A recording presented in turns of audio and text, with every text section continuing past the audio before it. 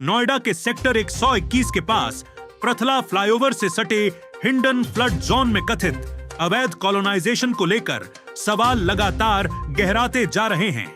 Bharat news 360 TV की team ने मौके पर पहुंचकर निरीक्षण किया, जहां निर्माण गतिविधियों और बस्ती कॉलोनियों को लेकर कई गंभीर प्रश्न सामने आए।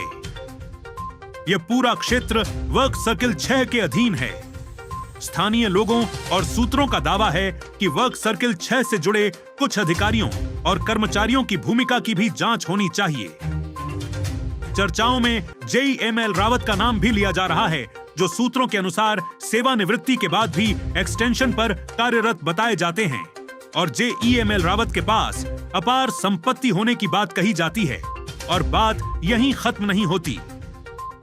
हमने जब मौके पर जाकर हालात का जायजा लिया तो सबसे बड़ा सवाल यही सामने आया कि आखिर फ्लड जोन में कथित निर्माण गतिविधियां लगातार जारी कैसे हैं। स्थानीय लोगों का आरोप है कि निर्माण गतिविधियों की जानकारी विभागों को होती है और विभागीय कर्मचारी मौके पर भी पहुंचते हैं, लेकिन लोगों का दावा है कि इसके बावजूद निर्माण रुकता नहीं दिखाई देता, बल्कि यह दोगुनी गति से आगे बढ़ता रहता है। यहीं से सवाल उठते हैं, क्या कार्रवाई में कोई प्रशासनिक बाधा है? क्या विभागों के बीच जिम्मेदारी को लेकर भ्रम है? या फिर पूरे मामले की निष्पक्ष जांच की आवश्यकता है? या फिर यह आरोप लगाया जा रहा है कि विभाग और भूमि माफिया के बीच मिली भगत के कारण कार्रवाई नहीं की जा रही है? इस पूरे मामले में एक और बात चर्चा का विषय बनी हुई है। जब कार्रवाई की बात आती है तो एक विभाग दूसरे विभाग का नाम लेता है।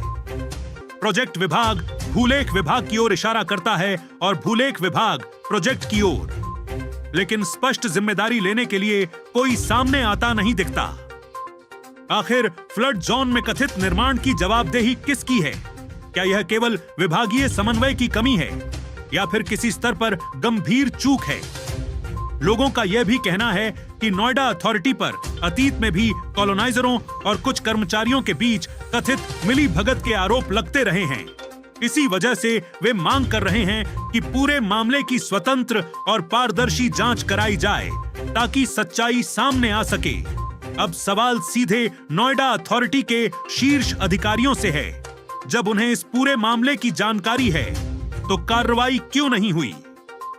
और यदि जानकारी नहीं है तो फिर निगरानी व्यवस्था पर सवाल उठना स्वाभाविक है।